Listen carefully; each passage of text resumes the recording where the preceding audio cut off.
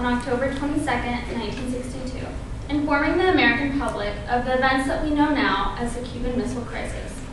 During the speech, he stated that any substantially increased possibility of the use of nuclear weapons will be regarded as a definite threat to peace. This is President Obama on January 24th of this year, giving the State of the Union address. He also addressed a nuclear threat in his speech when he declared that America is determined to prevent Iran from getting a nuclear weapon and will take no options off the table to achieve that goal.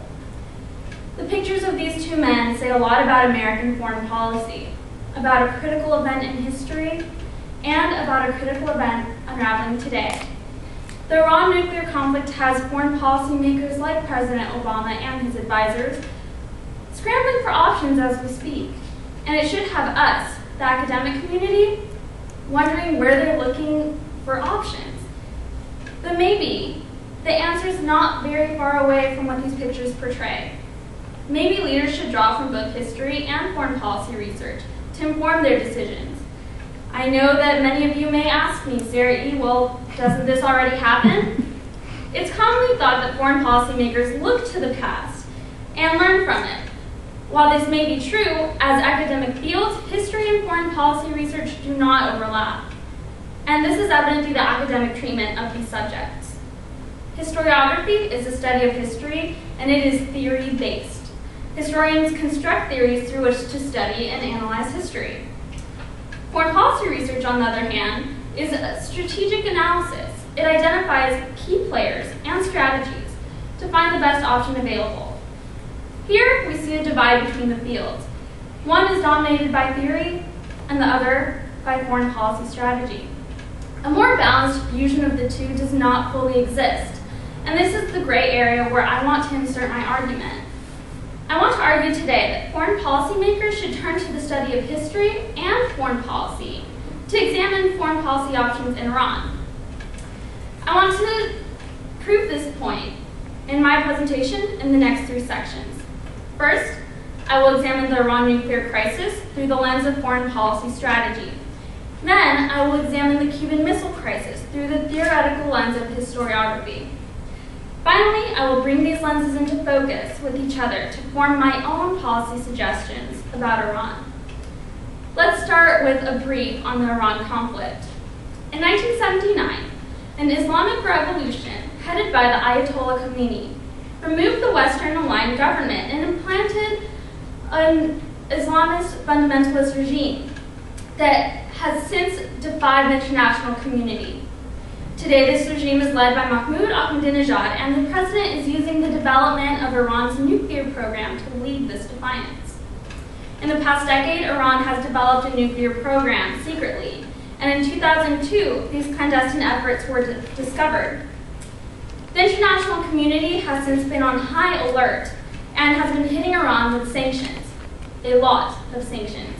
Since 2006, the United Nations has passed 4 rounds of economic sanctions on Iran, not including the individual sanctions placed by Japan, Switzerland, India, Australia, South Korea, Canada, the European Union, and the United States. Despite all these sanctions, Ahmadinejad is still dangerously enriching uranium.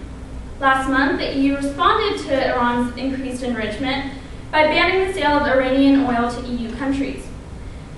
This is important because Iran currently sells 20% of its oil to the EU. So in response, Iran is threatening to close the Strait of Hormuz, through which most of the oil traded in the world is passed. What does foreign policy research have to say about this? Well, you don't have to go past the articles written by prominent foreign policy analysts in the journal Foreign Affairs to realize that several strategies exist for the US and other stakeholders, like Israel and the EU. Matthew Kronig believes that a military strike intended to destroy Iran's nuclear program could spare the region and the world a very real threat. In response to Kronig's article, Colin Kahl argues the opposite, that given the high costs and inherent uncertainties of a strike, the US should not rush to use force. While researchers differ in what policy they think will work, the foreign policy community agrees that the worst-case scenario would involve Iran actually acquiring a nuclear weapon.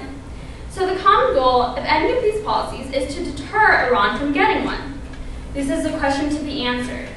Which foreign policy strategies will deter Iran? I hope to answer this question after I historically analyze another nuclear conflict that happened almost 60 years ago. The Cuban Missile Crisis is regarded by most academics as the closest the two Cold War superpowers came to nuclear war. The crisis began on October 16, 1962, when a U-2 spy plane photographed this picture of Soviet missile sites on the island of Cuba, only 90 miles from American soil. The president was notified and immediately started deliberating with his most trusted advisors, a group known as XCOM. They decided to place a naval blockade on Cuba to prevent missiles from entering, and they also gave an ultimatum demanding Soviet leader Nikita Khrushchev to remove missiles or else the U.S. would invade Cuba. This crisis was averted after 13 days on October 28, when Khrushchev and Kennedy came to an agreement that the Soviet Union would remove its missiles from Cuba to save the island from a U.S. invasion. Initial historiographic theories about the Cuban Missile Crisis concluded that U.S. military superiority caused Khrushchev to back down and avoid nuclear catastrophe.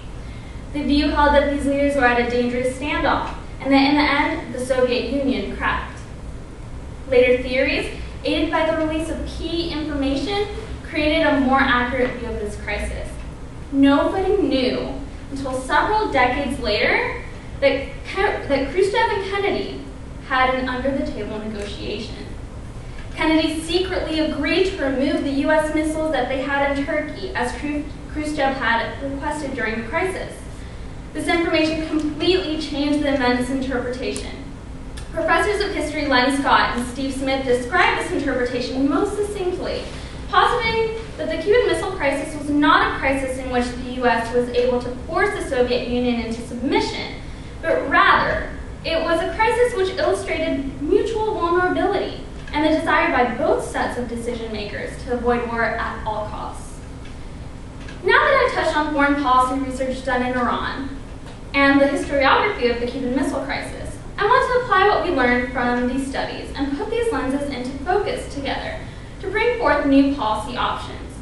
I want to start by looking at parallels and differences with this table, which compares the Cuban Missile Crisis to the Iran nuclear conflict. The most important information to note is in the far right column about Iran. Here we see that Iran has 2 similarities and 3 differences with the Cuban Missile Crisis. From these similarities and differences, I will derive my policy suggestions and explain why I think they will work. To begin with, the Cuban Missile Crisis differs from Iran because the conflict today does not include 2 countries with nuclear weapons. This is important because it reinforces the policy strategy stated earlier to find solutions to deter Iran. Once again, we see that the goal is to deter. From this difference, we can also rule out the necessity of an ultimatum, because Iran does not yet have a nuclear weapon. Considering the already well-known defiance that Ahmadinejad has portrayed, an ultimatum is unlikely to deter Iran. A credible threat of punishment, however, is necessary. Stanford political science professor Kenneth Schultz believes that such a threat is important to dissuading rogue states like Iran from acquiring nuclear arsenals, and I agree. My second suggestion includes a preemptive blockade of the Strait of Hormuz. This is drawn from the fact that both these situations involve the control of nearby waters. The U.S. Navy is preparing for a possible blockade from Iran and has stated that any disruption will not be tolerated. A preemptive blockade placed by the UN would keep the important trade route open and, more importantly, demonstrate the international community's resolve against Iran's behavior. Lastly, as historiography revealed through the Cuban Missile Crisis, conflict can be avoided through negotiation. The international community should let Iran know that negotiation is still possible, even this far in this game. In the very same State of the Union address, President Obama also declared, but a peaceful resolution of this issue is still possible, and far better. And if Iran changes its course and meets its obligations, it can rejoin the community of nations. Emphasizing the still alive possibility of negotiation is absolutely necessary, even while we threaten and impose a blockade. In summary, I have used historiography and foreign policy strategy to determine first, that nations should credibly threaten Iran to come to the negotiating table or face an uncertain fate. Second, that the U.S., along with other countries, should secure the Strait of Hormuz. And lastly, that leaders should let Iran know that they are willingly open for negotiation. These are my suggestions for the policymakers for the months to come, and I'm proud to say that I could derive them using both history and foreign policy. Thank you for your time.